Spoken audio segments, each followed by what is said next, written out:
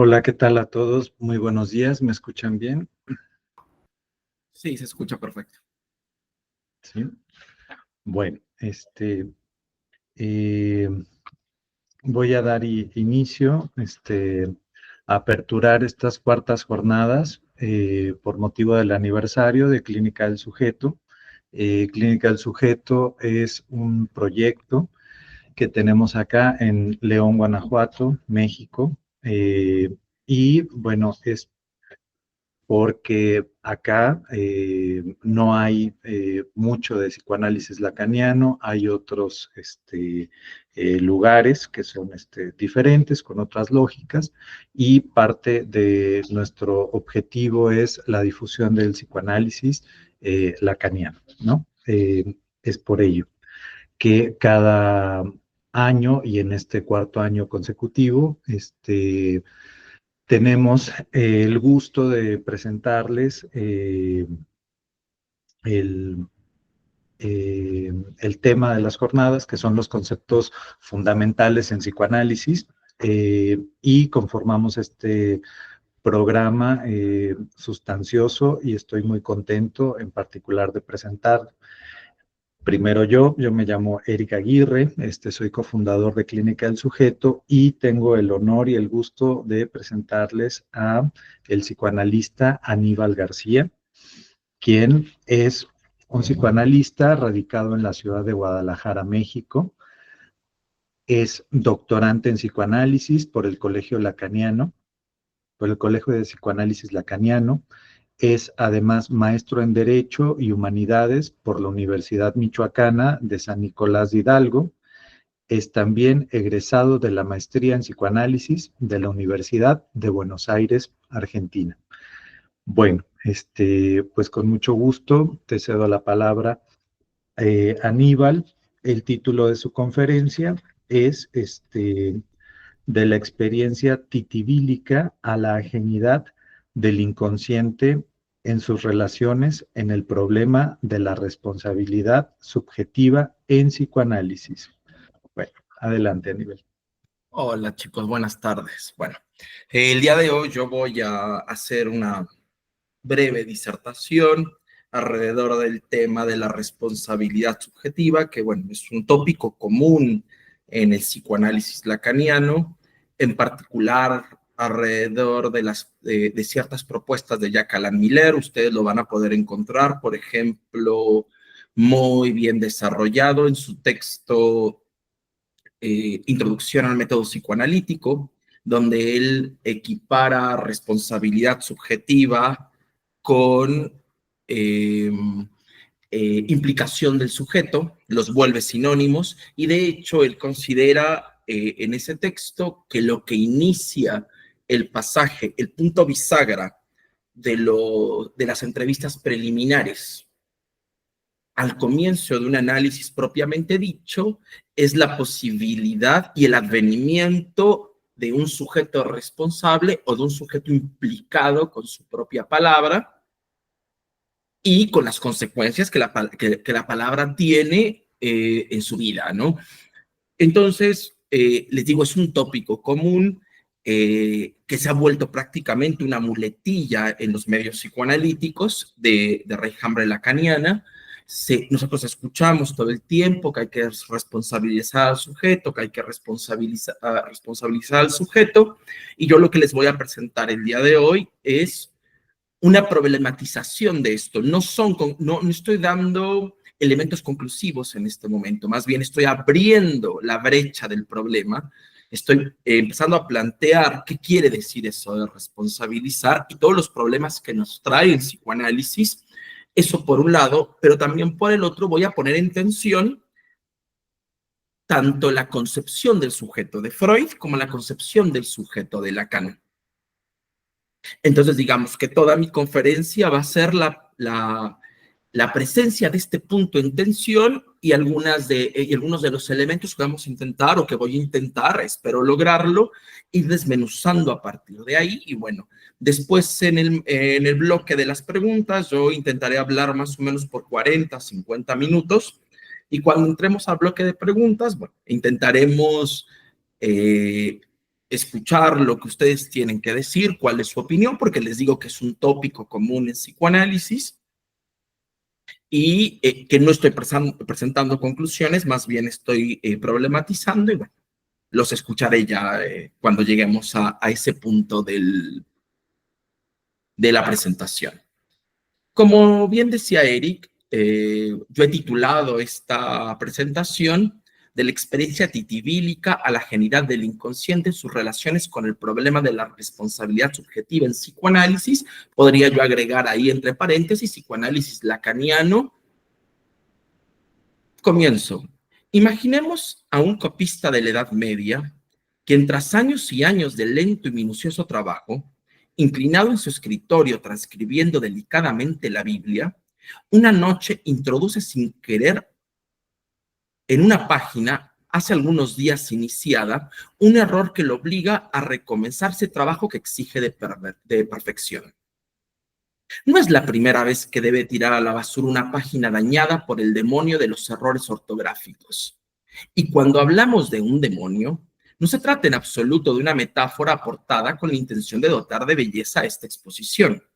En realidad, nos referimos a una creencia ampliamente arraigada en la época que consideraba que existía un demonio ocioso y tartamudo llamado Titibilus, quien, en nombre de Lucifer, soplaba en los oídos de los escribas erratas con el objetivo de deformar el sentido de las sagradas escrituras. Titibilus sin culpa es decir, la culpa es de Titibilus,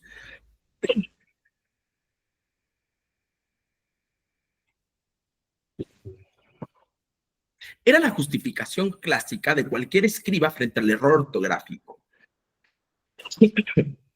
Es Titibilus, chicos, es Titibilus. Pero también la del sacerdote, que decía una palabra por otra durante la liturgia, o el copista que derramaba tinta sobre su escritorio, olvidaba realizar una tarea importante y demás maneras de molestar el trabajo cotidiano. Evidentemente, la responsabilidad por todos estos actos no estaba en ellos, sino en un otro demoníaco radicalmente heterogéneo que deseaba atentar contra las palabras de Dios. Y así, esta llegue deformada a los feligreses. Y sí, nosotros pensemos, ¿no?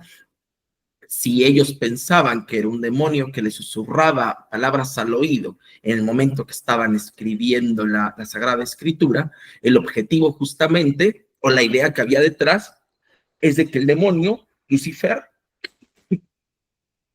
estaba enviando a este demonio tartamudo, que además el nombre mismo remite a esta tartamudez. Ustedes van a encontrar, si empiezan a investigar un poco sobre esta pieza folclórica, que en algunos lugares lo van a llamar Tititibilus o Tibilus. El nombre va cambiando, pero porque se supone que también esta figura era tartamuda y al ser tartamudo no podía pronunciar bien su nombre, pero era un enviado del demonio para introducir el error en la copia de la Biblia, pues el mensaje llegara deformado. Entonces el lector ya no iba a poder entender la palabra de Dios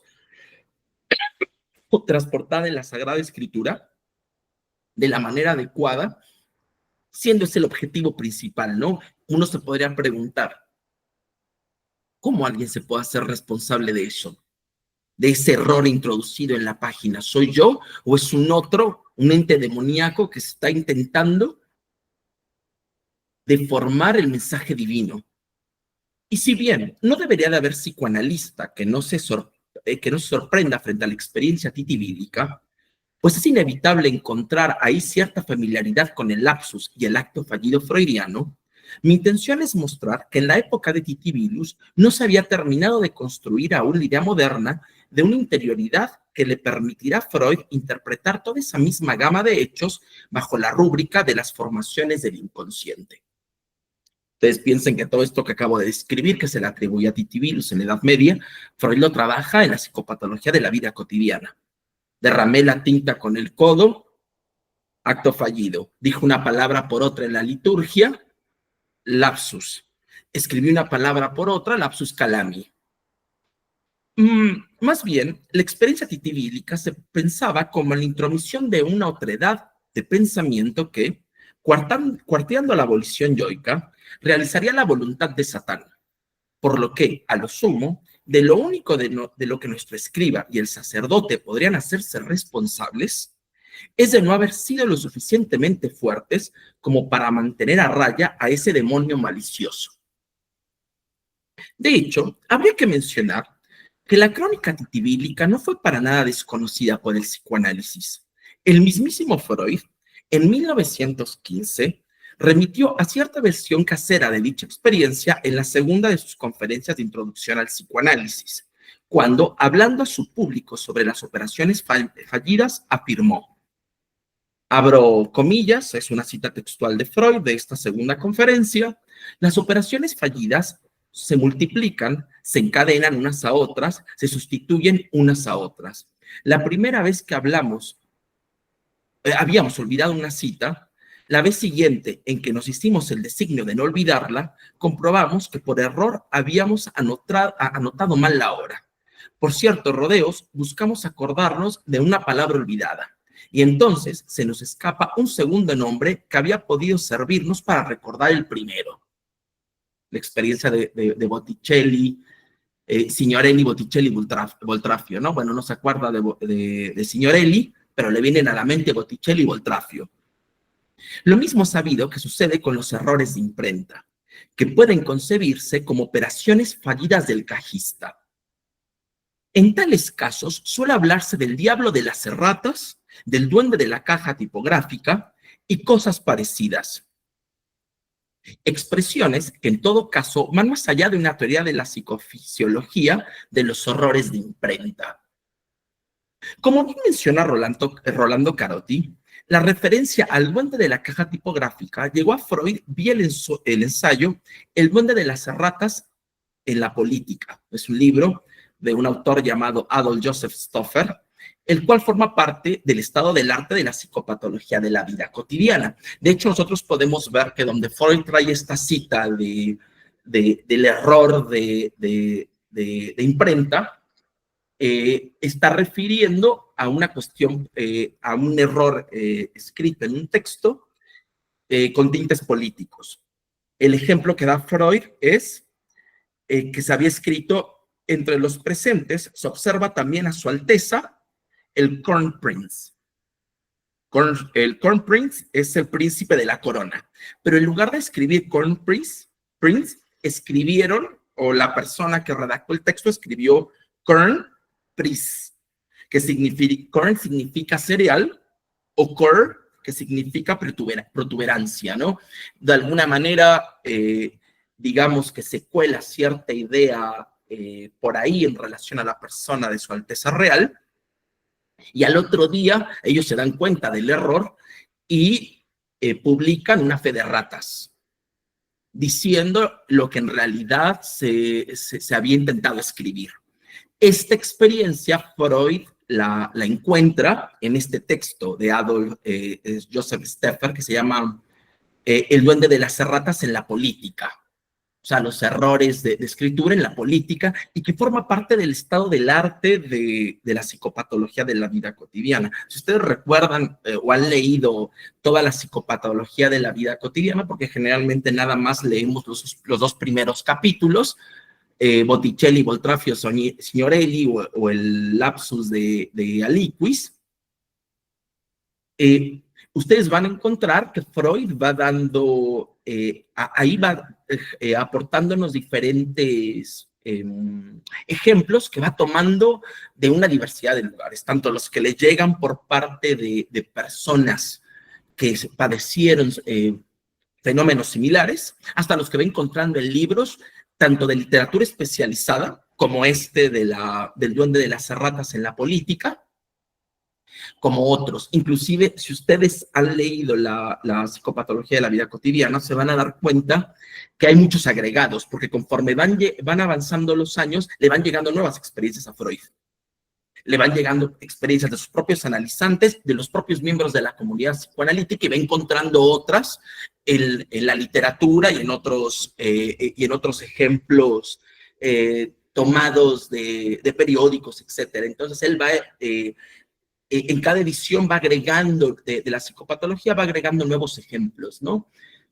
Es importante esta notación porque entonces sabemos de dónde saca Freud la idea del duende de las erratas y nosotros podríamos decir, entonces, ¿de qué se trata en Freud cuando hace esta referencia al duende de las erratas? Se trata de la referencia directa de Titibilus. ¿Qué es lo que está pasando ahí? Pero bueno, continúo. Para 1921 aparece publicado El azar y los duendes traviesos del inconsciente de Herbert Silverer, donde el inconsciente es descrito como un poder con tintes demoníacos, un tejido de ideas que influencian nuestro destino.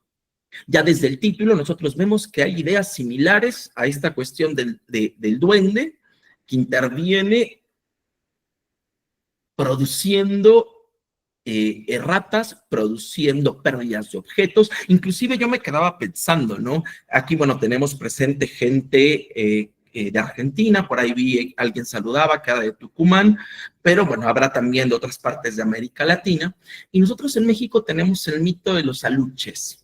Los aluches es un mito propio del sur de la República, que a mí yo recuerdo a que me lo contó mi abuela, que tenía familia en esa parte del país, en donde dice que se le atribuían, por ejemplo, la pérdida de ciertos objetos a esos duendes traviesos llamados aluches. Porque ¿qué es lo que sucedía? ¿No? Uno pierde las llaves y resulta que termina encontrando las llaves en el cajón en donde las buscó 20 veces. Entonces dice que el duende travieso agarró, te robó el objeto y después va y lo deja en el mismo lugar de donde lo sustrajo. Y parece que algo de eso también está presente en el folclore europeo, ¿no? Esto, hasta donde yo sé, por ejemplo, la idea del duende travieso llamado Aluche es un mito con genealogía maya.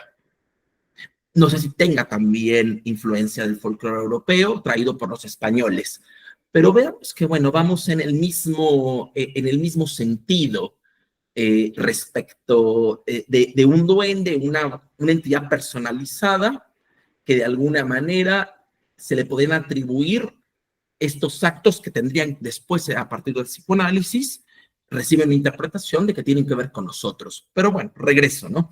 Les decía, en 1921 aparece publicado El azar y los duendes traviesos del inconsciente de Herbert Silverer, donde el inconsciente es descrito como un poder con tintes demoníacos, un tejido de ideas que influencia nuestro destino. Si hemos optado aquí por tildar de versión casera a estas referencias, es porque ambos autores permanecen ajenos a la genealogía teológica del diablo de las erratas y están remitiéndonos a una pieza de folclore que sirve más de analogía que como referencia teórica. Sin embargo, a pesar de que Titibilus aparezca laicizado tanto en Freud como Silverer, lo verdaderamente importante es que ambos quieren hacernos notar que su teoría sobre las operaciones fallidas, al igual que la explicación del diablillo de la caja tipográfica, va mucho más allá de la explicación clásica de su época. La explicación aportada por Meringer y Meyer, ahorita les voy a explicar de qué trata, que suponía que los errores de escritura se debían a la distracción, a la indisposición o a la fatiga del sujeto. Si ustedes leen sobre todo en las conferencias introductorias al psicoanálisis de 1915, Freud le dedica 3 conferencias al acto fallido. Entonces, es ahí donde nos trae la idea del diablillo de la caja tipográfica y nos dice que es una explicación distinta de estos fenómenos, del acto fallido, que la propuesta por Meringer y Meyer. Meringer es psiquiatra y Meyer es filólogo.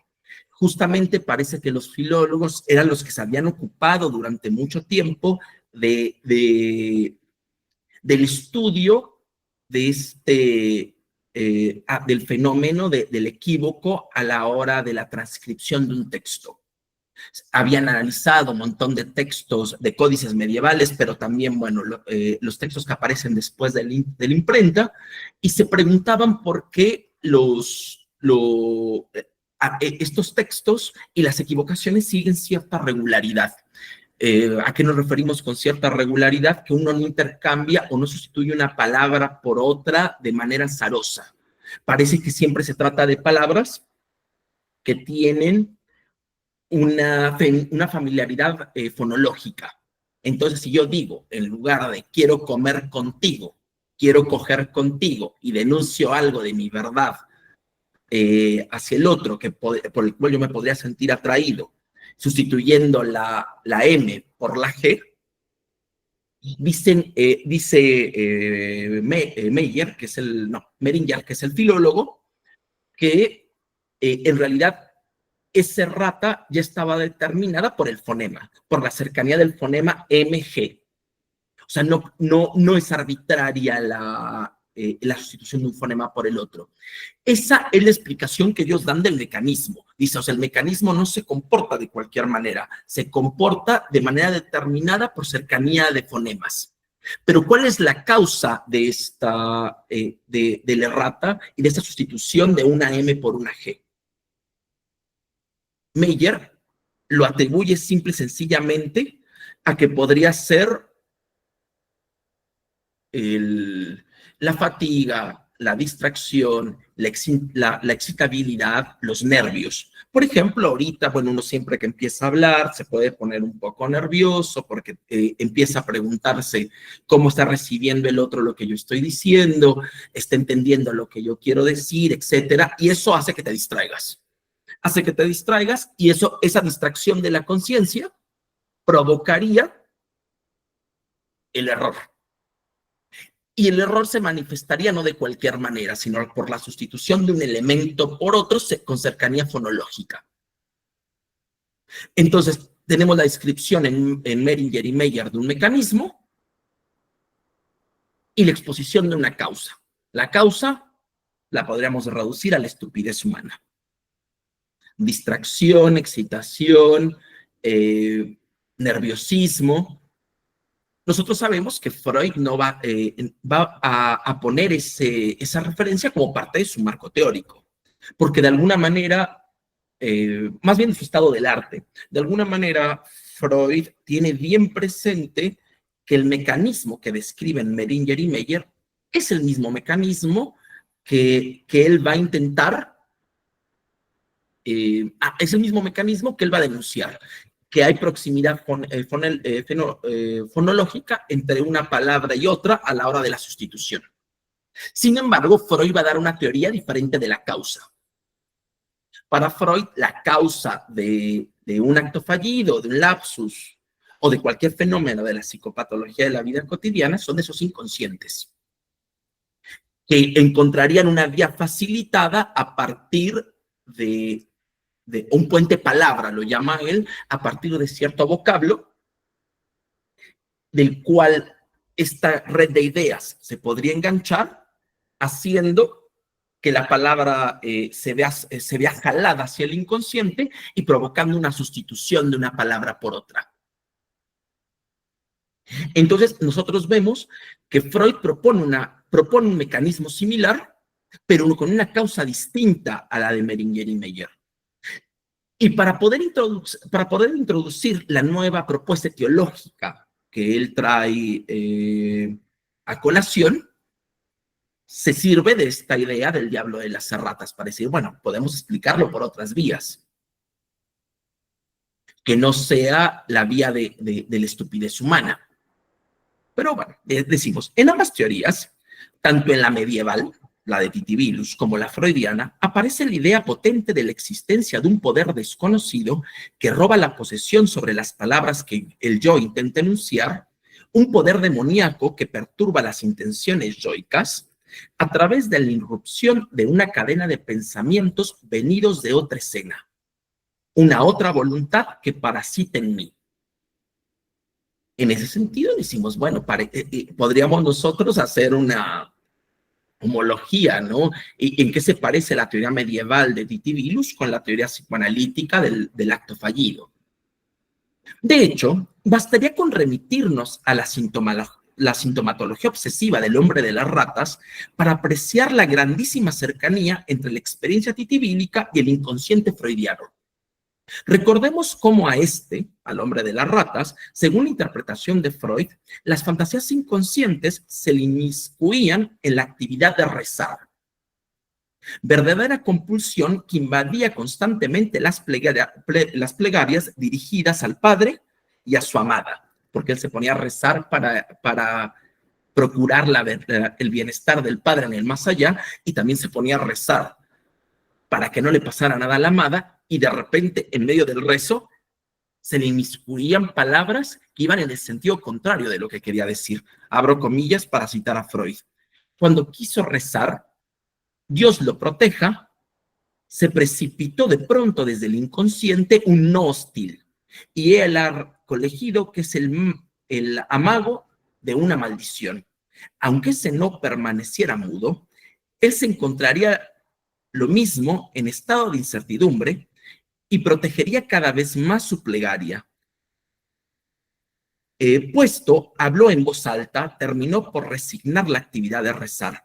Antes de hacerlo, intentó, como otros enfermos obsesivos, toda clase de métodos para atajar la intromisión del opuesto, abreviar la plegaria o pronunciarla rápidamente, ¿no? Porque intentó hacerla más corta o pronunciarla rápido para que no inmiscuyera aquello que atrofiaba el sentido. Vean lo cercano que es a la idea de titibilus, ¿no? Lacan propone que habría que releer El hombre de las ratas como la Biblia. Esto lo dice en el Seminario 4. Tal vez refiriéndose a los 4 niveles de interpretación en que los eruditos han enmarcado la exégesis bíblica. El Peshat, su sentido pleno y literal; el Remés, el nivel que conduce a los sermones y por lo tanto a las pistas que Dios da a sus fieles para edificar una moral; el Drash, el nivel esotérico que escudriña en las alegorías que agregan ideas y profundidad al texto; y finalmente el Sod, que más allá de lo escrito busca entender el mensaje oculto, secreto o místico del texto. Tenemos los 4 niveles que proponen, sobre todo, bueno, los exégetas de la religión judía. Evidentemente, podríamos leer estos 4 niveles de significado en el Dios no lo proteja, del hombre de las ratas. A nivel de la literalidad, se trata de un deseo hostil que se manifiesta contra la voluntad del yo. A nivel moral, encontramos una lucha entre las mociones amorosas y hostiles dirigidas hacia la misma persona, o sea, la persona del padre o la persona de la novia, que termina con la inhibición de la actividad de rezar. A nivel alegórico, la contienda entre el amor y el odio tiene un trasfondo edípico y por lo tanto es una revisión de la sexualidad infantil. A nivel místico, se trata de un mensaje que viene del otro de la palabra. Por lo tanto, el sujeto está habitado por deseos que proliferan como una plaga, deseos que se imponen más allá de la voluntad del yo y que el sujeto percibe como la maldad hablando a través de él. La hipótesis fundamental del psicoanálisis supone la existencia de un desconocido poder psíquico que Freud nominó como inconsciente, el cual produce toda una serie de fenómenos susceptibles de interpretación: síntomas neuróticos, sueños, olvidos, errores de escritura, confusión de palabras, etc. Pero, ¿qué es lo que un psicoanalista interroga en esa amplia gama de fenómenos que, según la teoría que lo sostiene, poseen una estructura común? El psicoanalista supone que interrogar las formaciones del inconsciente es una forma de interrogar al sujeto, con el objetivo de encontrar la verdad sobre el deseo que lo ha determinado y la cual ha quedado inaccesible para el yo. En palabras del filósofo Sergio Pérez Cortés, en la teoría freudiana, las formaciones del inconsciente siempre tienden a ser interpretadas en clave subjetiva. Ellas permiten entrever una escena particular que, aunque interior al individuo, permanecen largamente ignoradas por éste, por lo que las formaciones del inconsciente serían ante todo una verdad alojada en cada individuo que, aunque resulta ser su verdad más íntima, solo aflora envuelta en los ropajes de la palabra deformada vía la condensación y el desplazamiento. Sergio Pérez Cortés tiene este libro que se llama Soñar en la Antigüedad, los soñantes y su experiencia, en donde hace una crítica a la versión del sueño freudiana. A ver, él desde el principio, él comienza el texto formulando la siguiente pregunta. ¿Soy yo quien sueña? ¿Es a mí a quien puede serle atribuidas esas narraciones extravagantes por momentos criminales y las más de las veces imposibles? Los sueños posibilitan estas preguntas porque son un aspecto singular de la experiencia humana. El soñador sabe que los sueños son suyos, puesto que es él quien los sueña, pero al mismo tiempo no puede estar seguro de que son su obra, al menos no bajo el estado de conciencia ordinario. A ver, así abre el libro, ¿no? Preguntándose si ¿quién es el que sueña? ¿Soy yo el que sueña o es otro? ¿Los sueños pueden ser atribuidos a mí o tienen que ser atribuidos a un otro? Porque ¿cuál es la hipótesis de Pérez Cortés en este libro? Él hace una indagación sobre los sueños, formaciones del inconsciente, fenómeno que nosotros abordamos bajo la rúbrica de formaciones del inconsciente, tal como los sueños eran tratados durante la época helenística. O sea, estoy hablando de la muerte de Aristóteles a más o menos el año 300 después de Cristo. Todas las escuelas filosóficas que se dan después de la muerte de Aristóteles hasta el comienzo del cristianismo primitivo, estoicos, epicúreos, etcétera, tenían una relación muy particular con los sueños. Se consideraba que los sueños eran mensajes de un otro divino. Sergio Pérez nos narra, por ejemplo, de cómo había toda una tecnología para producir sueños en donde se iba a encontrar un mensaje de un Dios, un mensaje que producía un Dios para los seres mortales, ¿no? O para los individuos que vivían en la Tierra. En particular, a mí me llamaba mucho la atención las experiencias que narra alrededor de los oráculos y de las experiencias del sueño particulares de Esculapio. Esculapio es el dios griego de la salud. Entonces, iban los sujetos al oráculo de Esculapio, se sumergían en toda una serie de rituales para provocar sueños en donde el sueño terminaba siendo un mensaje producido, armado por Esculapio y que le venía o que le era enviado al enfermo y que el enfermo tenía que descifrar para saber cuál es la vía que tenía que él tomar para poder acceder a la curación. Inclusive, o sea, dicen cosas interesantísimas, ¿no? Como que en la interpretación, el mensaje tenía que ser claro, no era un mensaje críptico. ¿Por qué? Porque un Dios que te manda un mensaje no te va a mandar un mensaje difícil de entender. Pero más allá de eso, nosotros podríamos, a partir de este detallito pequeño que les acabo de dar, podemos entender por qué se pregunta Sergio Pérez, o por qué abre su obra con esa pregunta. ¿Soy yo quien sueña? ¿Es a mí a quien pueden serle atribuidas esas narraciones extravagantes por momentos criminales y las más de las veces imposibles? Porque el sueño me lo atribuyo porque yo lo sueño, pero en realidad es un mensaje producido, inventado, armado por el otro, por un otro con mayúscula, por un Dios.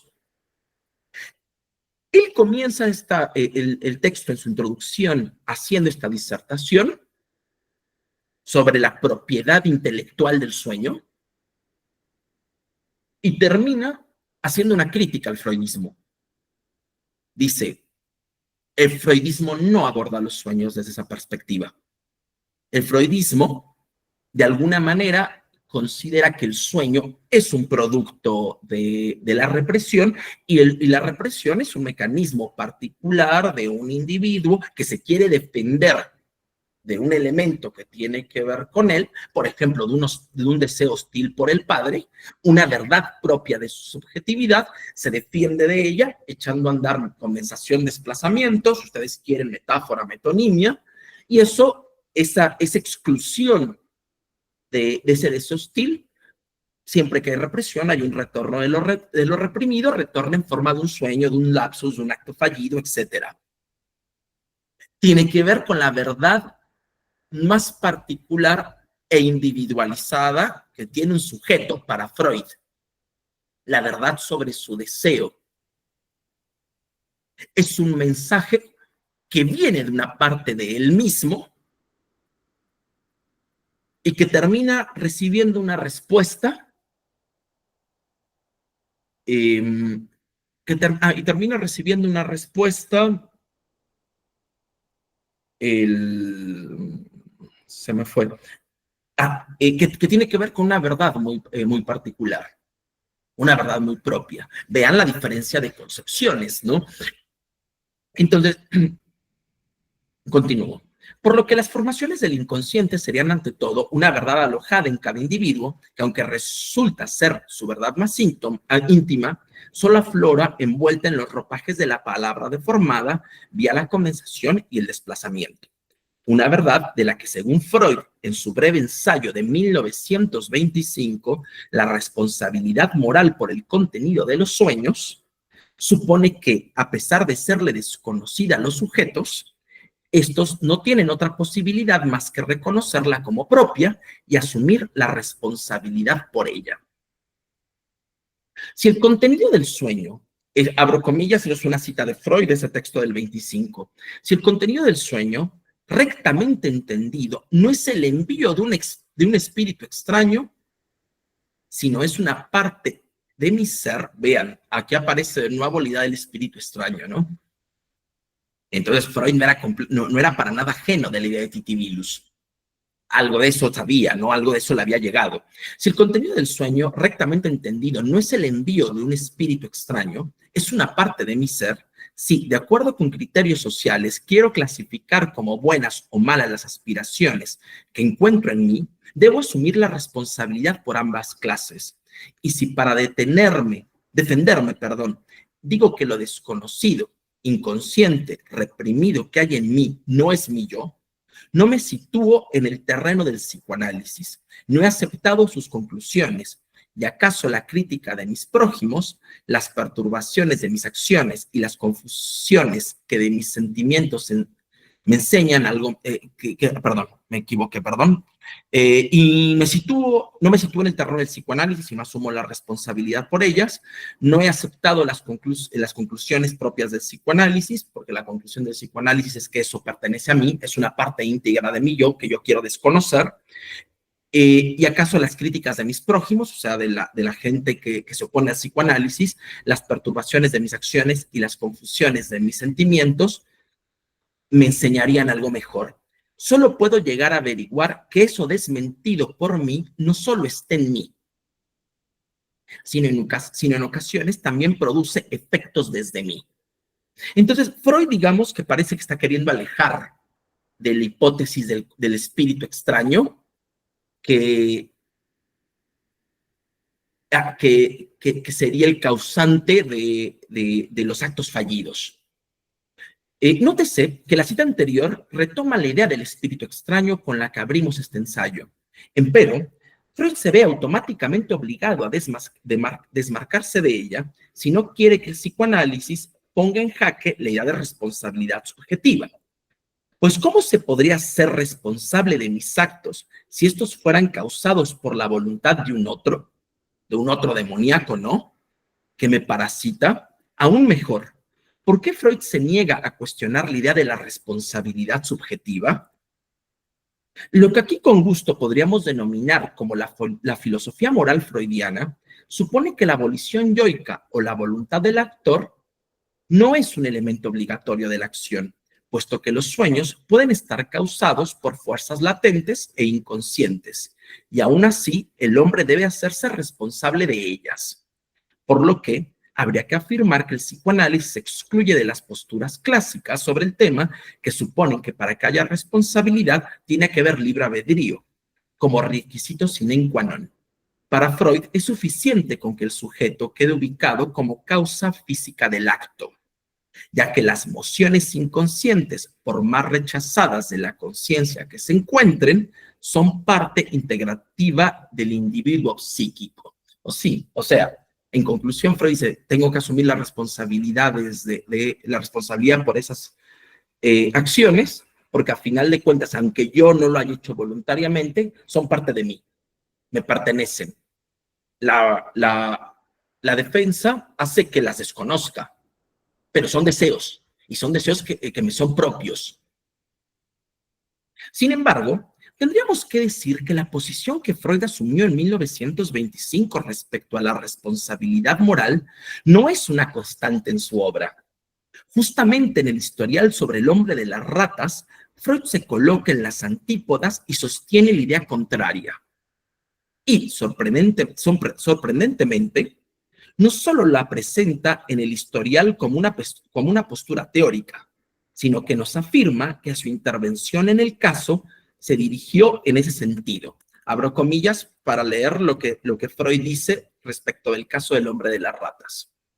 También en la fantasía encuentra, como en el atentado contra el hermano, el carácter de cobardía que le parece tan horroroso. En la práctica que sigue el argumento que desde el punto de vista lógico no puede menos que declararse no responsable por esos rasgos de carácter, pues todas esas mociones reprobables provenían de la vida infantil, correspondían a los retoños del carácter infantil que perviven en el inconsciente. Y él bien sabe que para el niño no rige la responsabilidad ética. O sea, que es lo que le dice Freud al hombre de las ratas, frente a los sentimientos hostiles que tenía por el hermano. Despreocúpese, usted no se puede considerar responsable por ellos. ¿Por qué? Porque el inconsciente es lo infantil en usted. Y como bien se sabe, en el niño no rige la responsabilidad ética. Se los leo de nuevo. Dice, en la plática que sigue el argumento, Freud le dice al hombre de las ratas que desde el punto de vista lógico no puede menos que declararse no responsable por esos rasgos de carácter, por las fantasías hostiles hacia el hermano, puesto que todas esas emociones reprobables provenían de la vida infantil, correspondían a los retoños del carácter infantil que perviven en lo inconsciente, y él bien sabe que para el niño no rige la responsabilidad ética. Se podría argumentar que Freud, con dicha intervención, más que crear una doctrina sobre la responsabilidad subjetiva, solo buscó impactar los escrúpulos morales y el profundo sentimiento de culpa que aquejaban al hombre de las ratas. Los deseos hostiles por su padre, por su hermano o por su amada, son solo retoños de su carácter infantil articulado en ese campo de batalla de deseos llamado complejo de Edipo.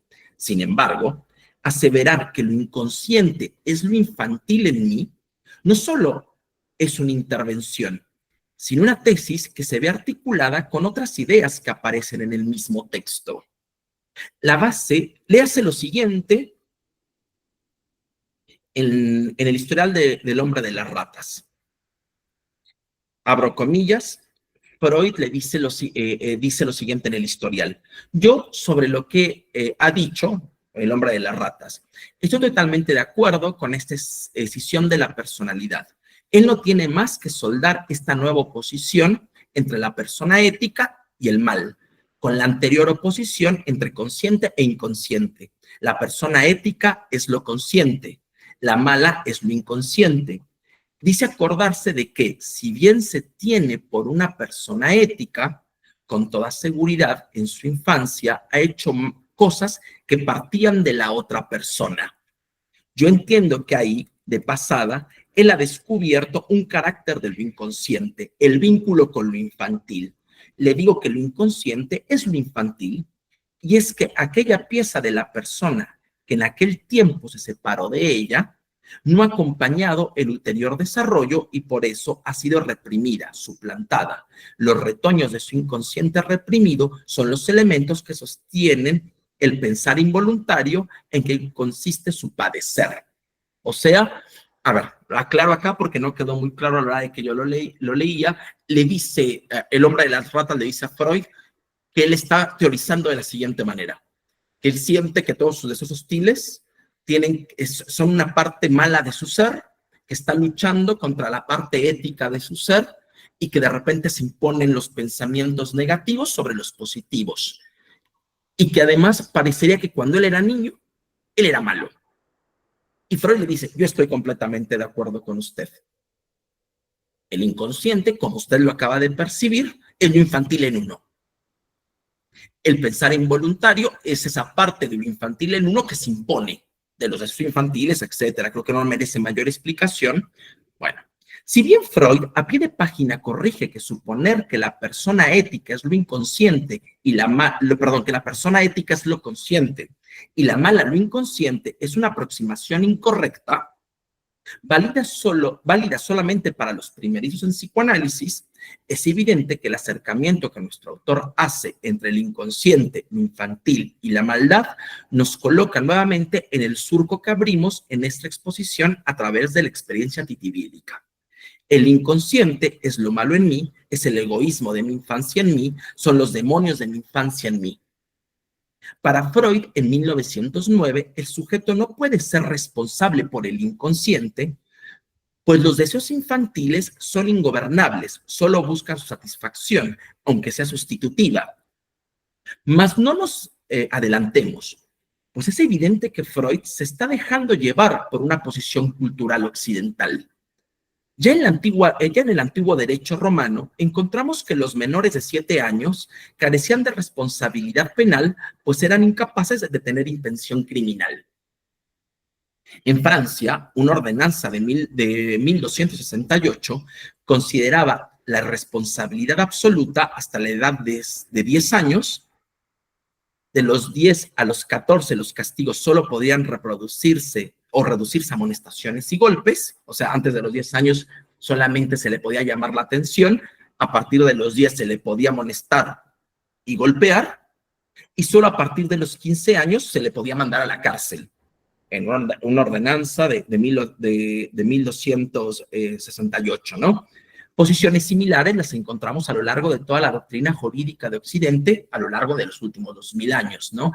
La pregunta de si los niños son responsables o no, o son imputables o no jurídicamente. Porque esa es la idea que está en Freud, es la idea que nosotros encontramos en el texto, que a los niños no se les puede imputar la responsabilidad por lo que hacen. Entonces, el inconsciente, lo infantil en mí, ¿yo puedo ser responsable por eso? Si Freud en 1925 en la responsabilidad moral por el contenido de los sueños cambia su posición respecto a lo dicho en 1909, es porque el advenimiento de la segunda tópica termina de construir un sujeto dividido que, gracias a un psicoanálisis, tendría la posibilidad de restablecer cierta unidad de la personalidad. De ahí el imperativo ético, Fortfahren och werden, que el lacanismo clásicamente lo ha traducido como ahí donde eso era, el yo debe advenir, pero que nosotros sabemos, gracias a Lacan, que clásicamente fue traducido por el psicoanálisis freudiano como que el yo debe sustituir al ello. A partir de acá, si bien no deja de ser una verdad freudiana que el inconsciente es lo infantil en mí, ahora hay que agregar que eso infantil me pertenece y se debe asumir la responsabilidad por ello. Eso desmentido en mí no solo está en mí, sino que en ocasiones también produce efectos desde mí, que es el final de la cita que yo les traía del año 25. Nosotros afirmamos que esa teoría freudiana está enmarcada en clave subjetiva, pues, por más subversiva que sea, no ha podido desbandarse de la idea de un sujeto del sujeto de la modernidad, perdón. Ilusión antropológica que supone que existen sujetos individuados con una interioridad, agentes y dueños de su pensamiento. A ver, evidentemente Freud te va a decir, no. El Él no sabe que, que él tiene pensamientos hostiles por el padre. Se tiene que ser responsable por ellos porque le pertenecen, aunque le sean desconocidos. Pero al final de cuentas son de él. O sea, él es agente de esos sueños o de esos pensamientos que se manifiestan en una diversidad de formaciones del inconsciente. Él es agente de ellos, aunque él no sepa que esos sueños le pertenecen o que esos deseos hostiles le pertenecen. Y si bien es por todos los psicoanalistas archirrepetida la idea de que el inconsciente niega que el sujeto sea amo en su propia casa, es evidente que Freud está pensando a su sujeto como un individuo psíquico, aunque dividido en su interior, o sea, jaloneado por el yo, el ello y el superyo, el cual debe hacerse responsable de sus actos inconscientes, pues estos provienen de su más profunda interioridad. En pocas palabras, para Freud el sujeto del psicoanálisis es un sujeto de imputación. El filósofo francés Alain de Libera demuestra en su libro La invención del sujeto moderno que diversos frentes teóricos contribuyeron a la creación de un sujeto de imputación, un alguien, pero ante todo un algo que debía asumir la atribución de una cualidad, de un estado, de una propiedad esencial, el cual debía de ser considerado como sinónimo de agente y cuya principal característica es la imputabilidad de los actos. No hay actividad psíquica sin un activo, pero ante todo, para los modernos, no puede haber pensamientos sin un alguien que los piense, sin un quien que los produzca. O sea, ¿de quién son esos pensamientos? ¿Son del otro o son míos? Para el moderno es inconcebible la idea de un pensamiento que se presente cuando él quiera. Un pensamiento que se piense solo. Por lo tanto, la experiencia titibílica no podría más que ser reducida a una absurda e irracional superstición medieval. Es imperativo reconocer que Freud tiene muchísimas dificultades para formalizar el inconsciente por fuera del vicio de la clave subjetiva de la modernidad. Y por más que sostenga que el pensamiento inconsciente está excluido y es independiente del yo, nunca abandona la idea de la existencia de un agente, de un alguien, de un quién que produjo esos pensamientos. Sí, el inconsciente me es ajeno, pero solo porque la represión desalojó todas las ideas que me angustian. Los deseos incestuosos hacia mi madre, agresivos hacia mi padre y mis hermanos son míos, por más que los desconozca. Toda terapéutica psicoanalítica, desde el punto de vista de Freud, consistiría en reintegrar esos fragmentos de mi propia historia que me he esforzado por desconocer. Desde mi punto de vista, para Lacan es bastante claro que la teoría freudiana quedó atascada en el laberinto de la idea moderna de la subjetividad. O sea, de que hay un quién que piensa, la cual, a su entender, se inauguró por el sujeto metafísico cartesiano. De ahí que Lacan haya insistido en muchos momentos de su enseñanza en repensar el cogito cartesiano a la luz de lo más subversivo de la teoría freudiana. Por ejemplo, en su escrito La instancia de la letra en el inconsciente o la razón desde Freud, Lacan no duda en aseverar que lo más subversivo del pensamiento freudiano se encuentra en el descubrimiento de un circuito articulado de pensamientos sin pensador, o sea, pensamientos que no tienen quien los piense y que están produciendo efectos en mí. O sea, casi la idea de un pensamiento que me parasita, de un pensamiento que me posee. Por eso, en algún momento yo he escuchado a Diana Rabinovich decir, por ejemplo, que tendríamos que pensar que el psicoanálisis es una teoría moderna sobre la posesión del lenguaje, un lenguaje en el sentido demoníaco del término, apuntando así al núcleo mismo del sujeto cartesiano. Recordemos que cuando Descartes inauguró la filosofía moderna, poniendo un alto a su duda hiperbólica, afirmándose a sí mismo, pienso, luego existo, lo que hizo fue proporcionar la certeza de que ahí donde hay pensamiento, allí indudablemente debe de haber un yo, debe de haber un alguien, debe de haber algo que piensa. O sea, debe de haber un agente que es dueño de su pensamiento. Recuerden que Lacan debate con Descartes a lo largo de muchos textos. Es más, nosotros podríamos recorrer toda la obra de Lacan viendo el debate que tiene Lacan con el cogito cartesiano, con esta idea de que hay un ente que piensa o que hay un ente pensante.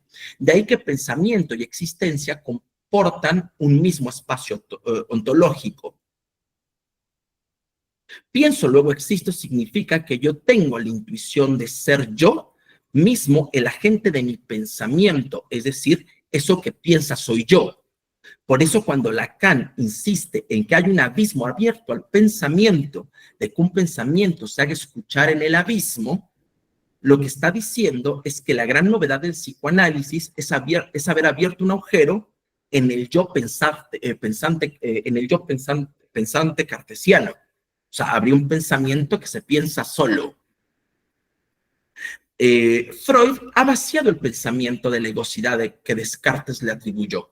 Freud, tal vez sin haberlo terminado de comprender en toda su extensión, abrió un agujero, provocando que se haga escuchar un pensamiento que carece de cualquier tipo de agencia. Eso piensa solo, eso habla solo, eso goza solo. En el inconsciente no se puede hablar en primera persona, o sea, en el inconsciente no se puede decir yo.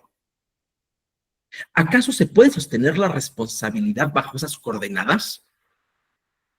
Si para Freud el sujeto es un individuo dividido en su interior por distintas instancias psíquicas, para Lacan el sujeto es el efecto de un discurso que piensa y habla solo. El discurso no le pertenece a ningún individuo, pues el discurso es un circuito en el que me integro, pero siempre será una palabra ajena a mí. Por lo que desde nuestro punto de vista, la armonía que se logró con la filosofía moral freudiana en lo que refiere a la responsabilidad subjetiva, se quiebra cuando en la obra de Lacan o cuando a la obra de Lacan nos referimos. Aunque también tendríamos que reconocer que el propio Lacan dice cosas contradictorias al respecto. En 1966, Lacan afirma, esta cita todo el mundo la trae para sostener la responsabilidad subjetiva, y efectivamente Lacan la dice. En La ciencia y la verdad, Lacan dice lo siguiente: de nuestra posición de sujetos somos siempre responsables. Sin embargo, para 1970, Lacan dice exactamente lo contrario. El descubrimiento de Freud consistía en haber deletreado el inconsciente y descifro a quien quiera que diga que se trata de algo distinto a esta observación, que hay un saber perfectamente articulado, hablando con propiedad, del que ningún sujeto es responsable. Eso lo dice en el seminario 17. O sea, que hay un saber articulado que no me pertenece, que está en mí, que tiene efectos en mí, que transporta una verdad que tiene que ver conmigo, pero del cual yo no soy responsable. Creo que tenemos que admitir también igual como vemos en Freud, este problema o esta tensión entre responsabilidad e irresponsabilidad, porque en el caso del hombre de las ratas dice que no es responsable y se lo dice, y nos explica por qué no sería responsable, porque lo inconsciente es lo infantil en mí. Después, en el 1925, termina diciendo que todo sujeto tiene que volverse responsable por su inconsciente porque le pertenece. Y en Lacan también tenemos esta tensión entre estos dos puntos de vista. Concluyo para abrir paso a la discusión. ¿Es acaso verdaderamente necesario sostener el concepto de responsabilidad en psicoanálisis? Lo pregunto, no lo afirmo. ¿De verdad tenemos que sostenerlo? ¿Cómo sería la responsabilidad sobre un acto sin agente de la acción? O sea, ¿cómo podríamos pensar un sujeto que es responsable pero que no es agente de sus actos? Porque en Occidente, toda la doctrina de la responsabilidad, que es una doctrina jurídica que nosotros tenemos que reconocer, que es una doctrina que está a medio camino entre el derecho y la filosofía, exige que el sujeto sea agente de los actos. Y el psicoanálisis atenta contra esa idea, por lo menos el psicoanálisis de Lacan, la agencia de la acción. ¿Cómo sería la responsabilidad de una teoría donde subjetividad y egocidad han dejado de ser sinónimos? Bueno, yo concluyo aquí. Tenemos espacio para la discusión. Más bien se trata de empezar a pensar el fenómeno. Yo no doy conclusiones, no puedo decir somos o no somos responsables. Más bien quiero poner sobre la mesa los puntos de tensión. Los escucho.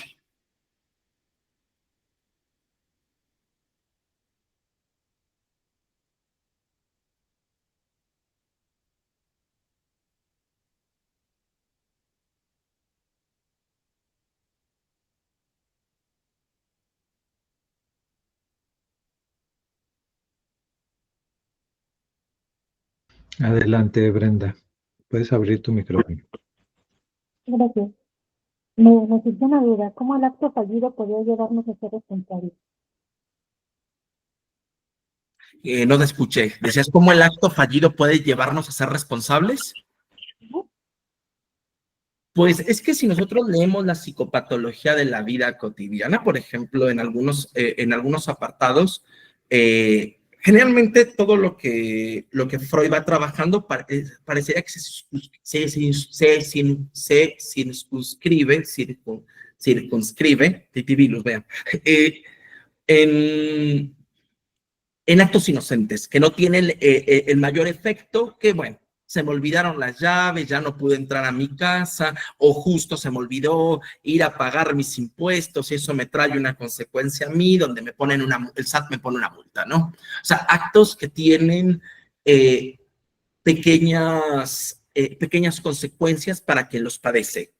Sin embargo, por ahí empieza a hablar de qué es lo que sucede con el médico que deja el instrumental médico dentro del paciente. Eso debería de traer, eso evidentemente puede traer consecuencias penales para el médico que dejó dentro del paciente las pinzas por acto fallido.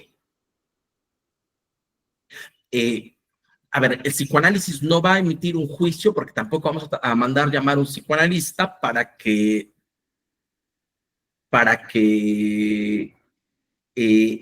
haga una pericia psicológica, se le debe imputar o no la responsabilidad por ese acto al sujeto. El derecho tiene toda una estructura que permite pensar ese tipo de casos por el lado de la responsabilidad civil. Y si va a recibir un castigo de cárcel o va a tener que indemnizar al paciente, si se le va a quitar la cédula profesional al médico. Eso lo va a pensar el derecho. Ahora, el psicoanálisis. Nosotros tendríamos que pensar o dirigir la cura hacia que el paciente asuma que él es responsable por eso. ¿Pero qué quiere decir esto, no? O sea, ¿qué quiere decir eso de la responsabilidad? Si nosotros asumimos y tomamos en sentido estricto la teoría freudiana, uno diría, bueno, hay un deseo infantil que de alguna manera se vio reactivado por alguna situación durante la operación que llevó a producir el acto fallido. Pero ese deseo infantil al sujeto le pertenece, es de él, se quiere desentender de él, le es propio. Entonces, si vamos a suponer que detrás de él haya deseos hostiles, él tiene que hacerse cargo y tiene que reconocer que esos deseos hostiles le pertenecen. O sea, que esos son pensamientos de él, aunque desconozca que esos pensamientos les son propios. Y de alguna manera, en la cita del 25, Freud lo que propone es el sujeto tiene que reintegrar aquellos elementos de sí mismo que está excluyendo de su conciencia. Asumirlos también, lo malo en él también lo tiene que asumir como propio. Eso nos abre muchos problemas. Por eso tampoco quiero que se entienda que yo estoy yendo por el lado de, no, hay que responsabilizar al otro. No, o el sujeto es irresponsable. No lo sé. Creo que hablar de responsabilidad subjetiva en psicoanálisis es problemático. Pero ¿podríamos acaso dirigir las curas sin pensar en en responsabilidad subjetiva y todo lo que la responsabilidad subjetiva articula alrededor de ella, o sea, que el inconsciente es un pensamiento sin pensador, en donde el sujeto no es agente,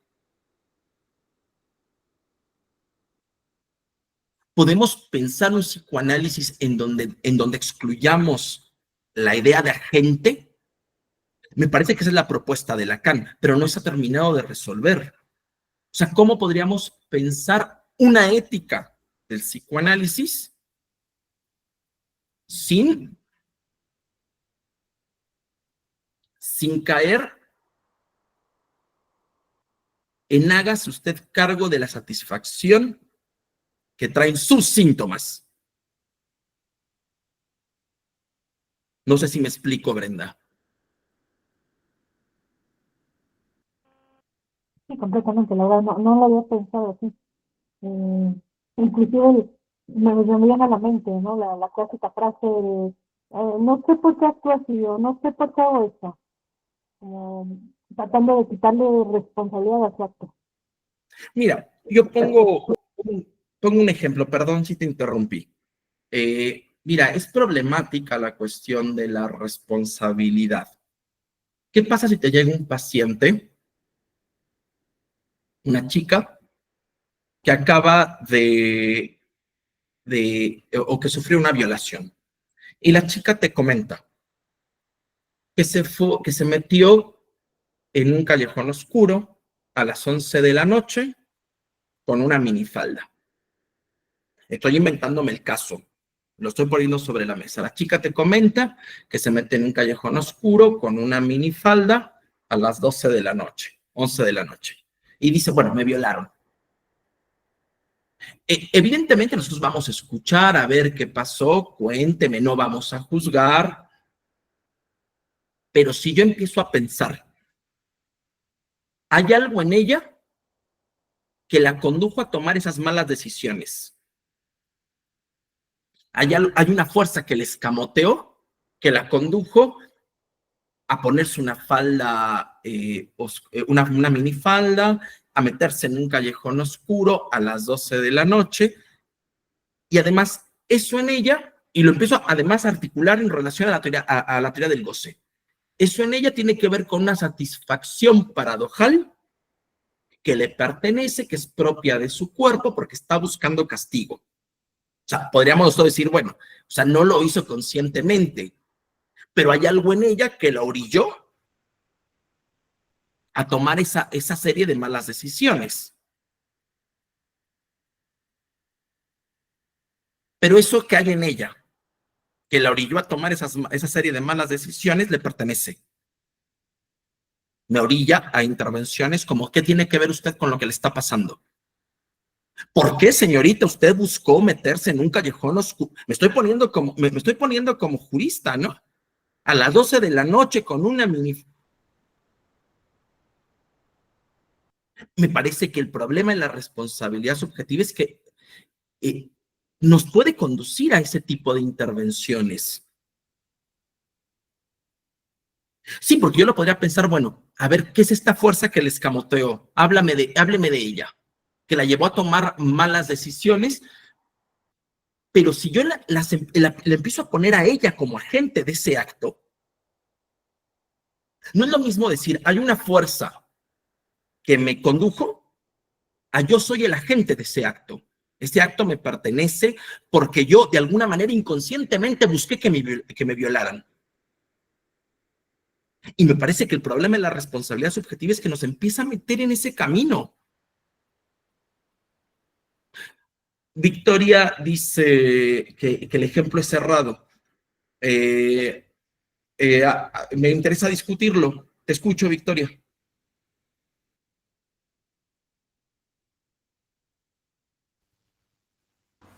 ¿Qué tal? Hola. Sí, entiendo lo que estás planteando. En cierta medida, estoy de acuerdo, entiendo lo que planteas. Me parece que ahí hay toda una serie de concepciones respecto a, en un tema que además es delicado, socialmente delicado, toda una serie de concepciones respecto a esto es peligroso, ¿quién te llevó a meterte en peligroso? Que son más tuyas, ponele, si querés, del que lo dice, del que considera peligroso eso. En ese sentido lo estoy planteando. Me parece que no es el mejor ejemplo para plantear lo que estás diciendo y entiendo, lo acuerdo con lo que, no es que digo, no, lo que decís es no acuerdo, sí, pero me parece que ese ejemplo tiene una serie de concepciones que no ayudan a desentrañarlo y que son erradas y que son propias de quien lo dice y no de una persona que hubiera hecho eso. Sino del caso en sí mismo, ¿no? Evidentemente, y estoy completamente de acuerdo, ahí yo estoy diciendo un montón de prejuicios, estoy trayendo un montón de prejuicios, pero lo que me interesa a mí como subrayar es que la responsabilidad participa de esos prejuicios. La responsabilidad, ¿cómo podríamos hacer para que la responsabilidad, si hay que sostenerla, a lo mejor hay que sostener la responsabilidad en psicoanálisis, no participe de esos prejuicios que terminan volviéndose culpígenos para el sujeto que padece que padece o que tiene un síntoma? O sea, a mí me da la impresión de que hay cierta tendencia en psicoanálisis, cuando se sostiene la responsabilidad a rajatabla, porque no se ha terminado de pensar qué quiere decir eso, que terminan poniendo al psicoanalista en una posición moralizante y que termina uno transportando prejuicios tremendos como los que yo acabo de expresar. Pero el problema es que el psicoanalista no debería o debería de intentar dejar a raya la mayor cantidad de prejuicios posibles. La responsabilidad es un prejuicio occidental, desde mi punto de vista. No sé si contesto más que tu pregunta, a tu objeción, Victoria.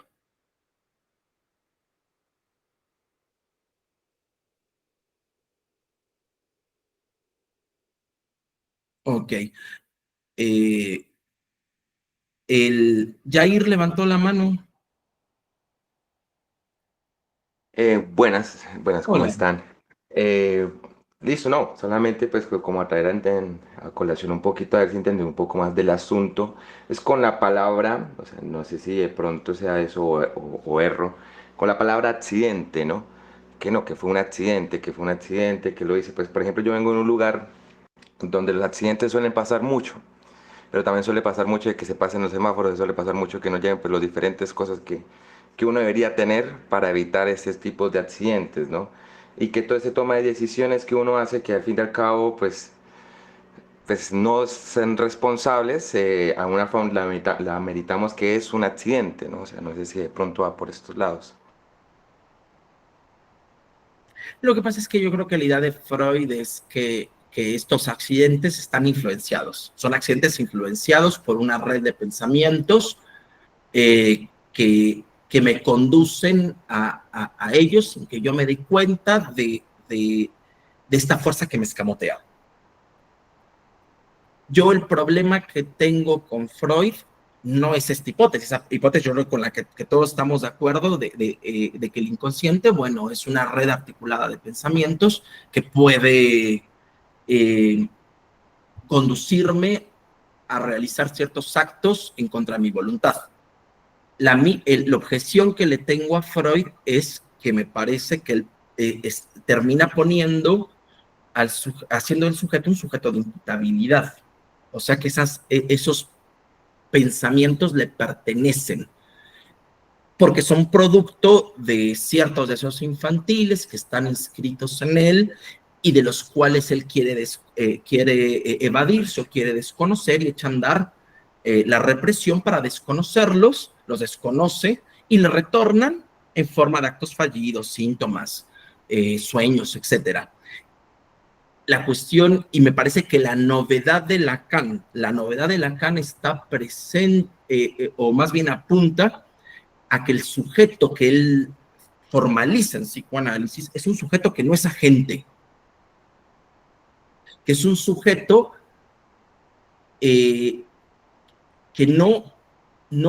no está inscrito en este prejuicio de la modernidad de la agencia, o sea, que hay alguien que piensa y que los pensamientos son atribuidos a un algo o a un alguien o a un quién. Me parece que, o sea, ese es el punto delicado donde yo estoy intentando articular algo. Y es un intento, porque efectivamente, ahora que lo pienso, el ejemplo que acabo de poner, muy posiblemente sea errado. Cerrado porque tendríamos que traer más bien un caso clínico. Pero creo que, y lo que intento articular es que creo que la responsabilidad, si nosotros no estudiamos todo el marco conceptual que le da cuerpo, nos puede traer con ella, sin que nos demos cuenta, un montón de prejuicios occidentales y modernos. Pero esto es una pregunta que me formulo más que afirmaciones. Les repito, no estoy diciendo que no hay que responsabilizar. Más bien me parece que dirigir la cura hacia la responsabilidad es problemático. Y quiero más bien como poner la línea en el problema. O subrayar el problema.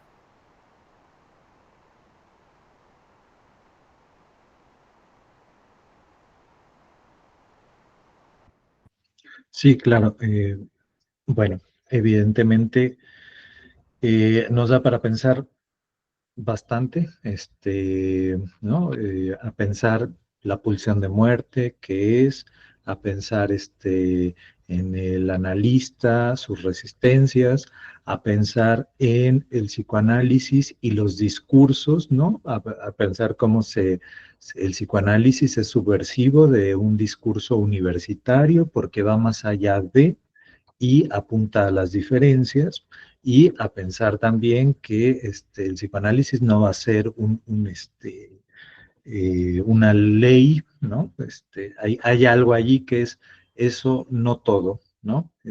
Y bueno, que nos convoca a espacios como este a poder pensar, a poder debatir y a poder saber que se escucha, ¿verdad? De lo que se dice cuando se habla y esta cuestión del retoño, a mí me pareció como que se quedó ahí, que eso que retoña, de qué es, de dónde viene, bueno, muchas preguntas.